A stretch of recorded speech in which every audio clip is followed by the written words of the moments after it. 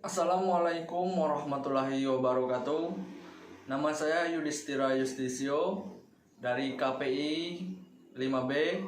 Di sini saya akan mempresentasikan tentang komunikasi intrapersonal. Selamat menyaksikan. Struktur pembahasan.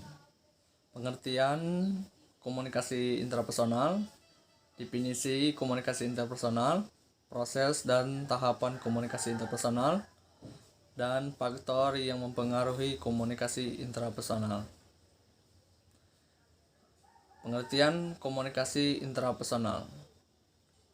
Komunikasi intrapersonal adalah komunikasi yang terjadi di dalam diri sendiri atau komunikasi satu orang saja, seperti berbicara kepada diri sendiri, memberikan makna kepada lingkungan, memikirkan sesuatu masalah, mempertimbangkan sampai mengambil keputusan, dan lain-lain. Semua komunikasi sampai pada batas tertentu merupakan komunikasi intrapersonal, yaitu setiap komunikasi yang selalu menjadi objek bagi penafsiran kita sendiri. Komunikasi intrapersonal merupakan keterlibatan internal secara aktif dari individu dalam pemrosesan simbolik dari pesan-pesan. Seseorang individu menjadi pengirim sekaligus penerima pesan, memberikan umpan balik bagi dirinya sendiri dalam proses internal yang berkelanjutan. Dalam proses komunikasi intrapersonal, seseorang komunikator melakukan pengelolaan informasi yang ia peroleh hingga menjadi pesan yang ia pahami dan diberikan makna. Dan yang kedua, definisi komunikasi intrapersonal.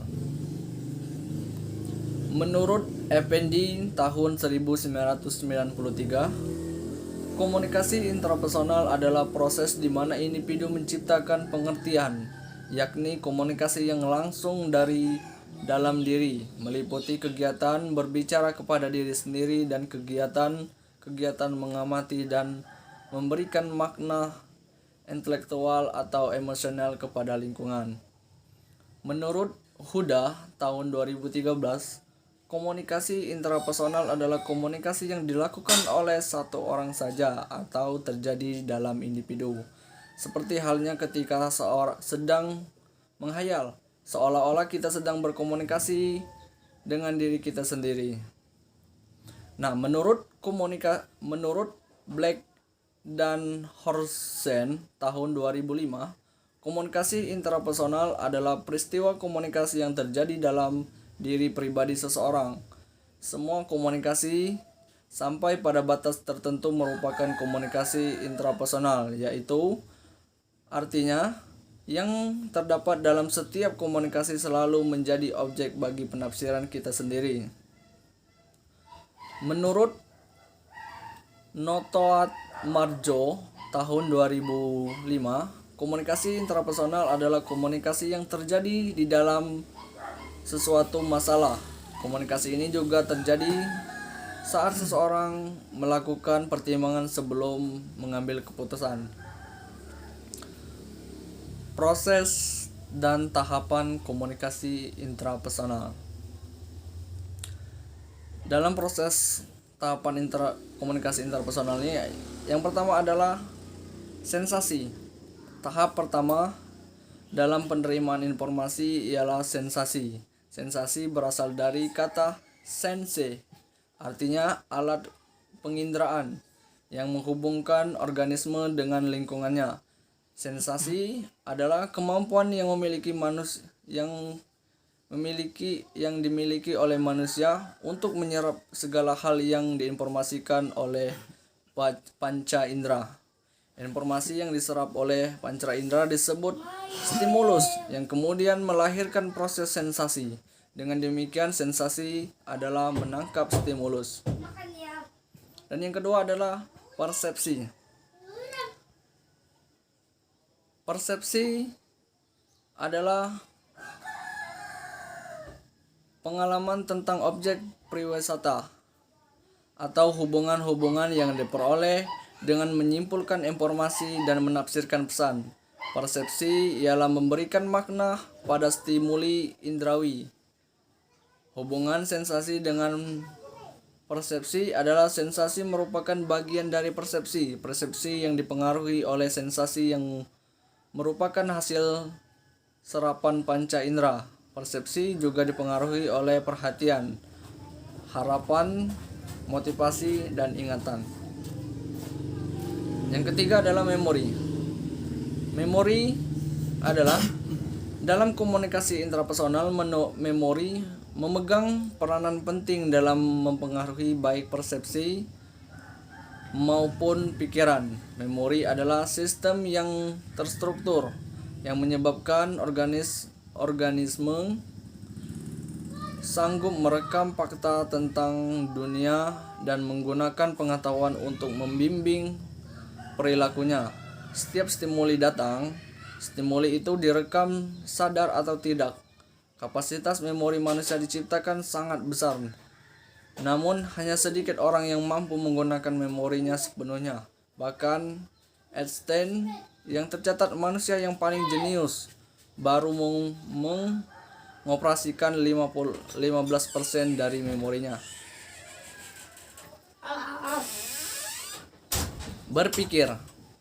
Berpikir merupakan manipulasi atau organisasi unsur-unsur lingkungan dengan menggunakan lambang-lambang sehingga tidak perlu langsung melakukan kegiatan yang tampak. Dalam berpikir, kita akan melibatkan semua proses yang kita sebut di atas, yaitu sensasi, pikiran, dan memori.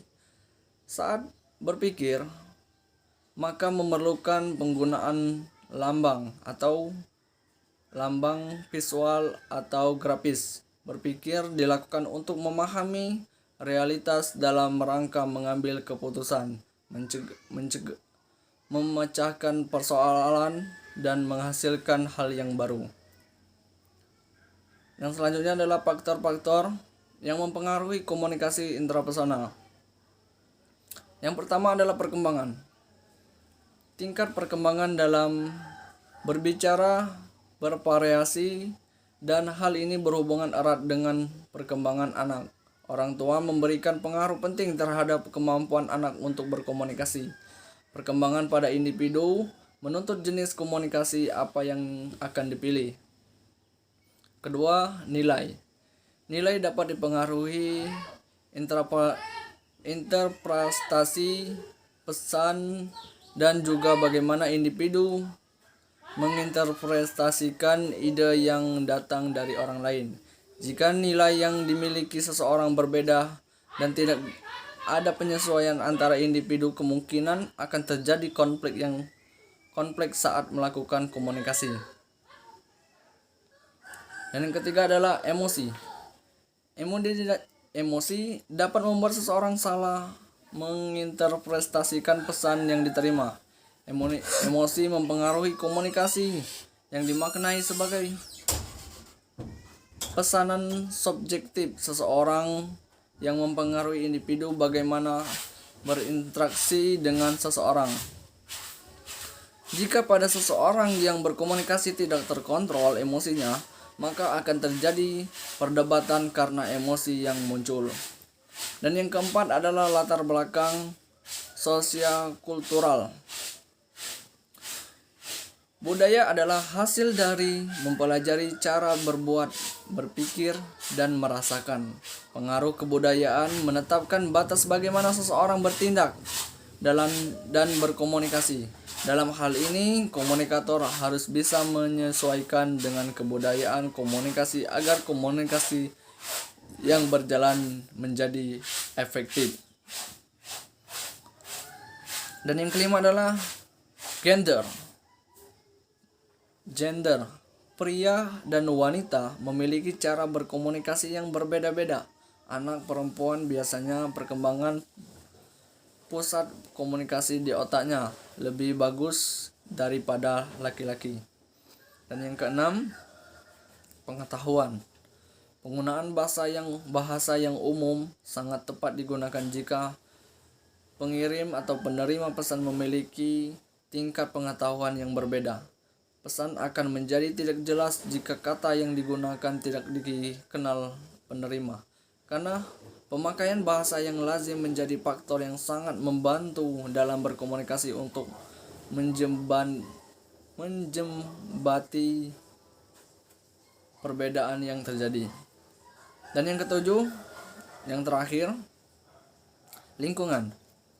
Seseorang dapat berkomunikasi lebih baik dalam lingkungan yang nyaman. Kurangnya kebebasan seseorang bisa mengakibatkan kebingungan, ketegangan. Gangguan lingkungan juga bisa mengganggu pesan yang dikirim. Lingkungan yang nyaman sangat membantu dalam proses komunikasi. Karena inilah lingkungan menjadi faktor yang berpengaruh dalam komunikasi.